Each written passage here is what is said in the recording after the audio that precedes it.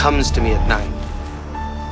His name is Fred. And he keeps trying to take me to the boiler room. He wants to kill me.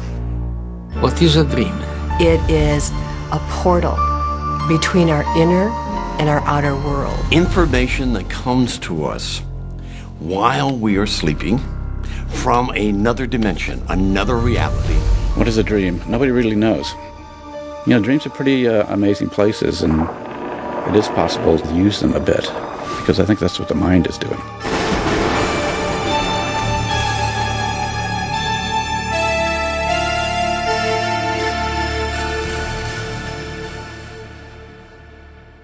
Whatever you do, don't fall asleep. Throughout history, mankind has been fascinated by dreams and has strived to understand them and their role in our waking lives. Dreams are considered important in virtually every culture in the world and throughout history. Some cultures would say this is the way that God speaks to us. Other people would say that there are other friendly spirits who are helping us with those dreams. There is a universal awe of dreaming and a universal fear of dreaming. There's not a civilization in the world that hasn't developed a folklore deriving from dreams. This is new. These are ancient dream demons. Supposedly they roam the dreams of the living, and they give them the power to cross the line and turn our nightmares into reality. We have actually records on clay tablets from the Assyrians in Mesopotamia. So our interest in dreams go back to what was the dawn of humankind. Many ancient civilizations believed that dreams held special powers and organized their societies around them. The Egyptians looked at dreams as prophetic. There were special dream interpreters, and they had prominence. Especially if a king, a pharaoh, or someone of royalty would dream a dream, it was very, very important. The Greeks had an incredible dreaming culture for over 1,000 years. There were dream temples, about 400 of them. This was specifically for healing. If you had a physical problem, disease, you would go to a temple where you would spend the night sleeping.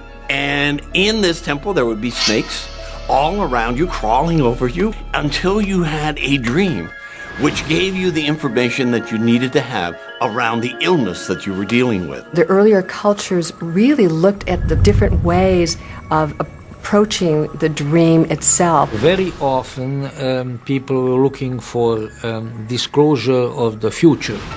We find evidence of that in the Bible, Old Testament, dream of Joseph, dream of Jacob, Jacob's ladder, also contact, let's say, with the divinities, with the gods and with the goddesses. Native American cultures, dreams being very, very important.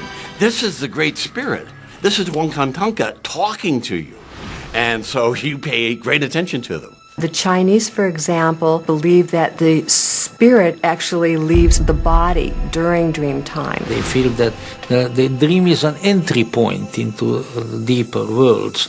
And that sort of approach is quite frequent in the East, in other religions. That's pretty. What is that? This is my Malaysian dream doll. It's supposed to bring good dreams. The Balinese were the culture that I discovered that was most interesting, because they have a system of kind of teaching their kids lucid dreaming, to be aware that they were dreaming while they were dreaming. It's a whole different way of looking at it. And then basically it's saying this is part of my mind, can be used by me. The important point here that every culture in the world pays attention to dreams and realizes that they have some importance. People have always tried to make sense out of dreams, this behavior, and that I'm sure will continue, whether or not there's sense to be made of it, and I think that's the real issue. What the hell are dreams anyway? Mysteries. The truth is, we still don't know what they are or where they come from. Do dreams serve some essential purpose for the human mind? Or are they simply a byproduct of normal brain activity? Science has not yet provided an answer. There are many theories about why we have to dream, and none is really conclusive. It may be that what you see is what you get, that dreams are just something that sort of spins off brain processes that are going on that have no real significance, and they may not be much more than that. It's still quite unclear whether there are some vital physiological processes that go on in sleep that don't happen at other times. I don't see why you couldn't just give me a pill to keep me from dreaming. Everyone's got to dream, young lady. If you don't dream, you go. In 1900, Freud wrote a very influential book called The Interpretation of Dreams, where Freud indicated that dreams are important in understanding a person's neuroses, psychoses, their mental state of health, and showed how to work with dreams. That really re-established, you might say, the importance of the dream in many ways in the culture and established it within the psychological discipline. The researches of Carl Jung was the next significant milestone. Jung's idea was that they were kind of ancient symbols and sort of thought structures, and that we were all connected in some ways to each other at the base level of thought and feeling and dreams. All day long I've been hearing those fingernails. Fingernails? That made me remember the dream I had last night. What'd you dream? I dreamed about a guy in a dirty red and green sweater. Scream. Nancy, you dreamed about the same creep I did. Jung said, dreams are telling us much more about what's going on. It's just not about us. It's about many things. And it's just not tapping into our lives now on an ego level. It's tapping into a much larger place, the place where Freddy Krueger lives. Nightmares are the darker mysteries of the dream world. Do they come from a different place? Do they carry a more sinister message? Out of all the chaos and the input that we deal with on a daily basis and we take in, our dreams need to process it and put it into a kind of a shape. Some of those shapes are nightmares. Guys can have nightmares too, you know. You can get a corner on the market or something. Many times people make distinctions between dreams and nightmares, and all a nightmare is a dream which brings really important information for us to understand, but the ego gets frightened by it. It's dealing with things that are very, very unprocessed, or perhaps not reconciled or resolved in the mind yet. They are about blood, and they are about aggression, and they are about violence, and everything that we're taught not to be when we're kids, but is still lurking around there in very powerful ways in our subconscious all the time. I know now that I brought him into my world. We all did. Gave him all the energy he needed. Our screams were all he needed. And certainly in Nightmare on Elm Street, I felt like Freddy, beyond a character that somebody thought up, stood for tendencies of human beings, especially males, to be destructive and to want to slash and burn as opposed to nurture and protect.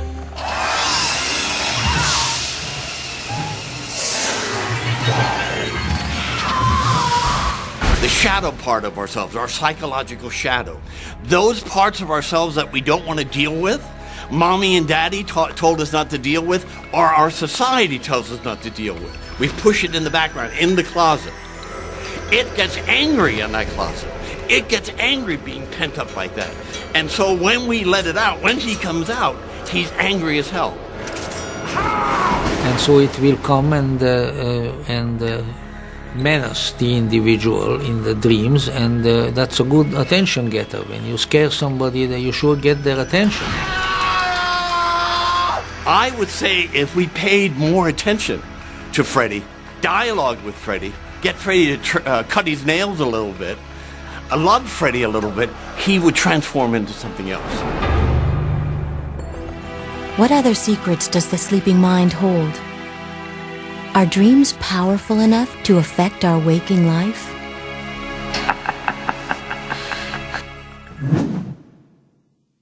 We live in an age of sleep dysfunction. I mean, all you have to do is watch TV every night and see all the advertisements for sleep aids. There have been all kinds of reports recently of people taking, sleeping medications who wake up in the middle of a traffic accident and the last thing they remember was getting into bed. The classic example I read in the New York Times about a year ago was a woman who got up, walked out on the street, went to a construction site, and woke up on something like the 4th story in one of those beams lying there. And they had to, rescue to get her down. These people sometimes will even tie themselves to the bed after a while because it becomes so predictable. They can injure themselves, they can punch the wall or anyone with them.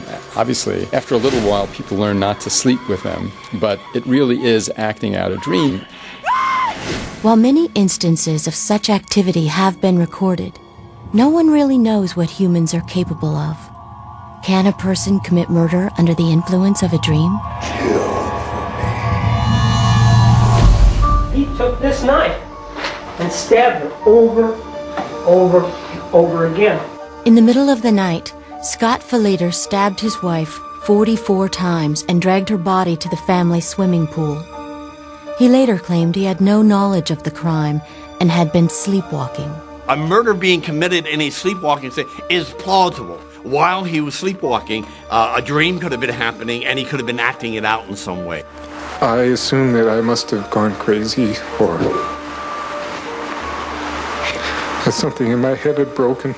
We know that people can be aroused, and their behavior changes rather dramatically, and typically they don't engage in really complicated behaviors. If you recorded his brainwave activity, you might find something unusual during this period, or you might find perfectly normal calculating behavior. It's open to possibility. It doesn't mean that somebody's doing it in this case that defense was correct. If you're accused of a murder, most people would do anything to avoid the consequences of that. The simple explanation is that he woke up and he did it and he went back to sleep, not that he was asleep. In this case, the jury agreed, and Scott Falater was convicted of murder. Perhaps even more frightening is the idea central to the Nightmare on Elm Street films, that dreams can be deadly to the dreamers themselves. There is a kind of a superstition that if you die in a dream, you really die. But I think there's a bit of the urban legend going on there. A lot of people die in their sleep. After all, it happens all the time. The question is whether someone can be killed by a nightmare. Sudden, unexpected nocturnal death syndrome is something that's been widely reported, in which people die, apparently in the midst of nightmares. All reports were the same. A person in apparently good health went to sleep and died. Often the victim displayed labored breathing, screams, and frantic movements just before death. The Centers for Disease Control investigated these mysterious deaths, but no medical cause has yet been found. Wes Craven read some newspaper articles about this syndrome, and that was his immediate inspiration for the Nightmare series. I just kind of noted it as something that was strange and weird, and doctors had not known what had caused it, but it had elements of the story that were really, almost you could lift them out of the newspaper story and put them into a movie. Why do you want to stay awake? Because if I fall asleep, I'm not waking up. We don't know if anybody can be killed by a nightmare because they can't tell us. Very few people whom you find dead in the morning are able to tell you what they dreamt before they died. Are dreams a doorway to another world? Is there something sinister lurking in our nightmares waiting for us? The answer, much like dreams themselves, remains a mystery. Dreams have always been with us. It's something we return to again and again, just as we return to it every night. And now I lay me down to sleep. I pray the Lord my soul to keep. And if I die before I wake, I pray the Lord my soul to take.